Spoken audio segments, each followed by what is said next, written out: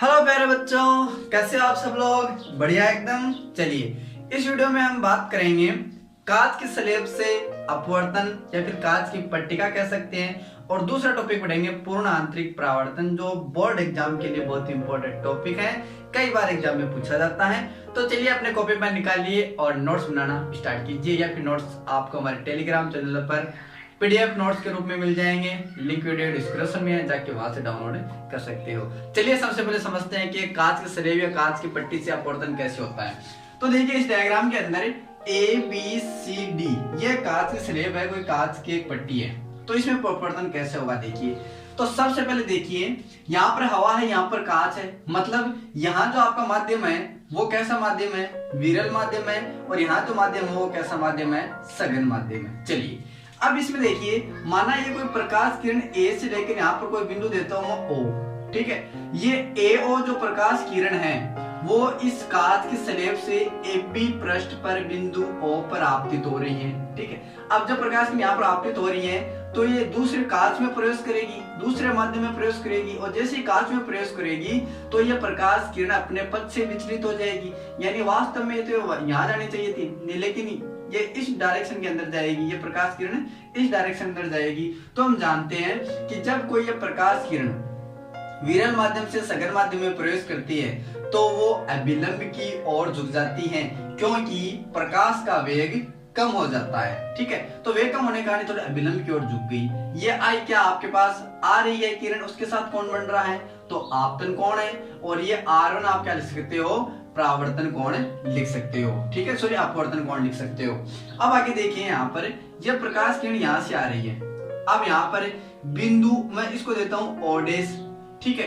अब ये जो आपकी प्रकाश किरण है O' वाली, यह प्रकाश किरण इस बिंदु O' पर एक आपतित किरण की तरह व्यवहार करेगी और इस बिंदु पर आपतित होगी। तो आपतन के पश्चात ये वापस दूसरे माध्यम में प्रवेश करेगी, क्या? क्योंकि यहाँ तो था हवा, यहाँ कांच, और वापस यहाँ क्या है? नीचे हवा है, यानी यहाँ विरल माध्यम है, यहाँ सघन माध्यम है, वापस यहाँ पर क्या आ जाएगा? विरल माध्यम में आ जाएगा।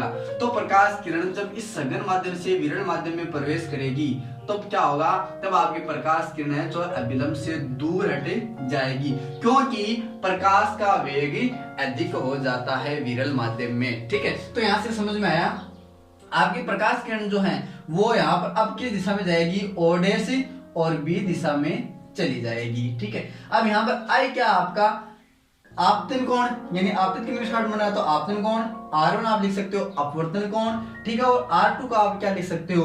निर्गत कोण, क्योंकि किरण जो बाहर निकल रही है वापिस, यानी पहले हवा में थी, विरल माध्यम थी, फिर सघन में आई और फिर वापस विरल में आई, ठीक है। तो आप यहाँ पर देख पा रहे हो कि एक कांच की स्लेब के अंदर जो आपका अपवर्तन हो रहा है वो 2 बार हो रहा है। आपको एग्जाम में पूछ ले कि कांच की स्लेब में प्रकाश किरण का अपवर्तन कितनी बार होता है, तो 2 बार होता है। एक यहाँ अपवर्तन होता है और एक यहाँ अपवर्तन होता है, 2 बार अपवर्तन होता है, ठीक है। चलिए अब यहाँ पर एक चीज का आपको ध्यान रखना, देखिए I जो हुआ आपका आपतन कोण है, R2 जो निर्गत कोण है, और यहाँ पर एक D लिखा है मैंने। ये D क्या है? D है आपका पार्श्विक विस्थापन। पार्श्विक विस्थापन का मतलब ये हुआ कि इस प्रकाश किरण का जब कांच स्लेब में अपवर्तन होता है तब क्या होता है कि आपके पास वो जिस डायरेक्शन में आ रही थी ना, वो जो उस डायरेक्शन में आई नहीं है, इस डायरेक्शन के और वो जो प्रकाश किरण आ रही है उसकी डायरेक्शन, ये दोनों की डायरेक्शन जो है वो समांतर होती हैं, और इनके बीच की जो डिस्टेंस है, दूरी है, वो कहलाती है आपके पार्श्विक विस्थापन, ठीक है। तो ये होता है कांच की स्लेब के में जो अपवर्तन होता है वो किस प्रकार होता है। तो आप उम्मीद है कि आप समझ रहे होंगे कि प्रकाश किरण आ रही है, यहाँ से अभिलंब के क्या आएगी? पास आएगी, क्योंकि सघन माध्यम प्रवेश करेगी, वापस निकलेगी तो निर्गत किरण जो है वो अभिलंब से दूर हट जाएगी। अब ये पास क्यों आती है, दूर क्यों हटती है, वो मैंने बता दी थी कि प्रकाश किरण विरल से सघन में आती है तो प्रकाश का वेग क्या हो जाता है? कम हो जाता है सघन माध्यम में, और जब प्रकाश किरण सघन से विरल माध्यम प्रवेश करती है तो अभिलंब से दूर हटती है, क्योंकि विरल माध्यम प्रकाश का वेग अधिक हो जाता है, ठीक है। चलिए अब बात करते हैं यहाँ पे पूर्ण आंतरिक परावर्तन, जो मोस्ट इंपॉर्टेंट टॉपिक है। चलिए उसको भी ध्यान से समझ लेना। तो देखिए समझने के बाद आप लिख भी सकते हो, मैंने केवल डायग्राम बनाया आप, ठीक है। इसके नोट्स बना सकते हो, फिर पीडीएफ नोट्स आपको मिल जाएंगे। तो देखिए 3 डायग्राम आपको दिखाई दे रहा है, ध्यान से समझना। यहाँ पर व्हाट्सएप फेसबुक के नोटिफिकेशन जो उनको स्लाइड कर दीजिए और ध्यान दीजिए, यहाँ पर फोकस कीजिए। तो देखिए यहाँ पर मान लेता हूँ विरल माध्यम है और यहाँ है कोई सघन माध्यम।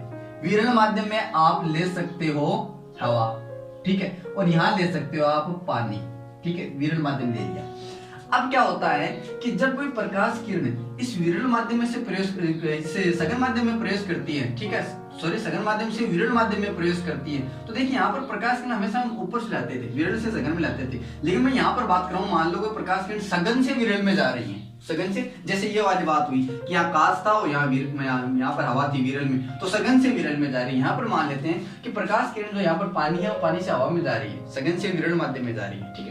अब पहले डायग्राम से आप समझ रहे हो कि जब प्रकाश किरण सघन माध्यम से विरल माध्यम में जा रही है तो ये विलंब से क्या हो जाएगी, थोड़ी दूर हट जाएगी, क्योंकि प्रकाश का वेग अधिक हो जाएगा विरल माध्यम में। ये तो नॉर्मल था, यहाँ पर आई है और यहाँ पर आर कोण है, यानी यहाँ पर आई और आर जो उनकी ज्या का अनुपात समान होगा, कोई दिक्कत नहीं है। चलिए अब क्या होता है कि हम इस आई कोण को इतना बढ़ा दें, आई यानी आपका कौन सा कोण हो गया, ये आपतन कोण हो गया, प्रकाश किरण आपतित हो रही है क्या, यानी आपतित किरण, ये कौन सी होगी किरण आपके पास, आपतित किरण, आपतित किरण, ठीक है। इस आपतित किरण के साथ जो कोण बन रहा है विलंब के साथ, वो आपका आपतन कोण होता है। तो जब इस आपतन कोण का मान इतना बढ़ा दें कि इसके बाहर जो निकलने वाली किरण है वो किरण कहां से गुजरे, इनके पृथककारी पृष्ठ से निकले, यानी यहां से इस पृथककारी पृष्ठ से इस प्रकार निकले वो प्रकाश किरण, ठीक है, सीधा 90 डिग्री पर, कितने पर, 90 डिग्री पर, ठीक है। और इस आई का मान जितना मान हम बढ़ाए हैं उस मान को हम कहते हैं क्रांतिक कोण। क्या कहते हैं, क्रांतिक कोण, इसको कहेंगे हम क्रांतिक कोण। यानी इस क्रांतिक कोण का मान जो है वो इतना कर दें, यानी आपतन कोण का मान इतना कर दें जिसे हम क्रांतिक कोण कहते हैं, और निकलने वाली जो प्रकाश किरण है, निर्गत जो प्रकाश की किरण है, अपवर्तित होती जो प्रकाश किरण है, वो इन पृथककारी पृष्ठ से क्या चले जाए, समांतर चले जाए। क्लियर इतना। चलिए अब देखिए, यदि क्रांतिक कोण का मान यदि हम और बढ़ा दें, क्रांतिक कोण का मान यदि हम और बढ़ा दें, तब क्या होगा, तब वो प्रकाश किरण यहाँ पर अपवर्तित होकर वापस उसी माध्यम में लौट जाएगी, यानी यहाँ पर प्रकाश का क्या हो जाएगा, परावर्तन हो जाएगा, क्योंकि वो जिस माध्यम से आ रही है उसी माध्यम से क्या हो रही है, वापस प्रवेश कर रही है, ठीक है, वापस जा रही है। तो ये क्या होगा, प्रकाश का परावर्तन हो गया। यहाँ पर आई लिख सकते हैं आपतन कोण, आर लिख सकते हैं आप परावर्तन कोण, ठीक है। तो यहाँ पर आई जो हमेशा ग्रेटर देन होगा आई सी से, ठीक है, यानी क्रांतिक कोण से, और यहाँ पर म्यू वन को लिख सकते हैं कि म्यू आपका जो है अपवर्तनांक वो 1 से क्या होगा, ग्रेटर देन होगा, और यहाँ पर आई आर जो वो इक्वल्स टू लिख सकते हैं। चलिए इसकी परिभाषा ध्यान से देखिए, अब आप लिख भी सकते हो। देखिए जब कोई प्रकाश किरण सघन माध्यम से विरल माध्यम में प्रवेश करती है तो हम जानते हैं कि वो अविलंब से दूर हट जाती है, ठीक है। यदि सघन माध्यम से विरल माध्यम में प्रवेश करी है तब उसका जो आपतन कोण है आई, उसका मान इतना बढ़ा दे कि निर्गत प्रकाश किरण अपवर्तित प्रकाश किरण इस पृथककारी पृष्ठ के समांतर चली जाए, जिस कोण को हम कहते हैं क्रांतिक कोण। क्रांतिक कोण की एग्जाम में डेफिनेशन पूछ सकता है, उसको हम क्या कहेंगे, क्रांतिक कोण कहेंगे। अब यदि क्रांतिक कोण का मान इतना और बढ़ा दे कि निकलने वाली जो आपकी प्रकाश किरण है वो दूसरे माध्यम में प्रवेश न कर वापस उसी माध्यम में प्रवेश करती है, अर्थात उस प्रकाश किरण का क्या हो जाता है, पूर्णतया परावर्तन हो जाता है। इसको हम कहते हैं पूर्ण आंतरिक परावर्तन, ठीक है। देखिए टॉपिक है पूर्ण आंतरिक परावर्तन, लेकिन पढ़ते इसको अपवर्तन में, क्योंकि ये अपवर्तन की घटना है। ओके, यदि इसकी बात करें कि इसका उपयोग क्या कहाँ होता है, तो हमने देखा हुआ ऑप्टिकल फाइबर लाइन जो होती है आपकी, ठीक है, यानी जो टेलीफोन वाली लाइन होती है, केबल होती है, वो इसी की बनी होती है। उसमें देखिए फोन होता है हमारे, वो टेलीफोन वाला लाइन, न कि मोबाइल, टेलीफोन, ठीक है, उसका तार जो होता है वो ऑप्टिकल फाइबर का बना होता है, ठीक है। उसके अंदर जब हमें कोई संकेत भेजते हैं, जैसे हम बोलते हैं ऑडियो रूप में, तो ऑडियो तरंग के रूप में बन जाती है। वो तरंग के रूप में बनने के बाद वो प्रकाश किरण, उसमें क्या होता है, पूर्ण आंतरिक परावर्तन होता जाता है। उस किरण का जो हमारी जो ऑडियो की किरण है उसका क्या हो जाता है, पूर्ण आंतरिक परावर्तन होता जाता है, यानी उस ऑप्टिकल फाइबर लाइन के अंदर उसका बार बार इस प्रकार परावर्तन हो जाता है। यानी मान लीजिए यहाँ पर हमारे पास कोई ऑप्टिकल फाइबर केबल है, ठीक है, तो उसके हमारे ऑडियो की जो तरंग है वो तरंग इस प्रकार इसमें टकराती जाती है और अगले वाले यहाँ पर टेलीफोन के यहाँ पर स्पीकर तक पहुंच जाती है, ठीक है। तो ये होता है, वो है ऑप्टिकल फाइबर लाइन। आगे बात समझ में, और जिसमें किसका उपयोग होता है, पूर्ण आंतरिक परावर्तन का। आपको पूछ ले कि पूर्ण आंतरिक परावर्तन का उपयोग कहाँ होता है, कोई एक उदाहरण बताइए, तो आप लिख सकते हो ऑप्टिकल फाइबर लाइन, ठीक है।